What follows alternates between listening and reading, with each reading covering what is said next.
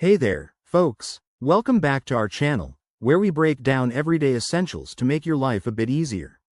Today, we're tackling how to open a US bank account. Whether you're a new arrival in the US, a student, or just looking to switch banks, this step-by-step guide will get you up and running in no time. Let's dive right in. First off, gather your essentials. You'll need a valid government-issued ID, like a passport or driver's license, your social security number, SSN, and proof of address, such as a utility bill.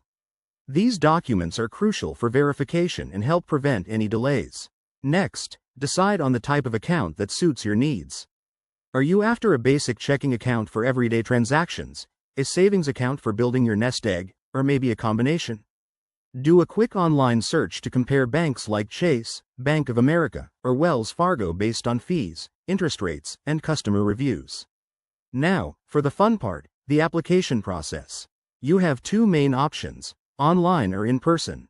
If you're tech-savvy, head to the bank's website, click on Open an Account, and follow the prompts to enter your details and upload your documents. It's usually quick and convenient. If you prefer a personal touch, visit a local branch. A friendly bank representative will walk you through the forms and answer any questions. Keep in mind a few tips to make this smooth. Double-check all your information for accuracy to avoid rejections, and be aware of any minimum deposit requirements. Most accounts need an initial deposit of $25 to $100. Also, watch out for potential fees, like monthly maintenance charges, and look for banks that waive them for new customers. Once your application is submitted, it typically takes 1 to 3 business days for approval.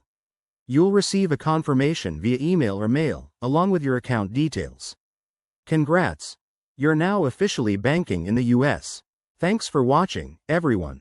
If this video helped you out, give it a thumbs up, subscribe for more practical tips, and drop a comment below if you have any questions. Stay savvy and see you in the next one.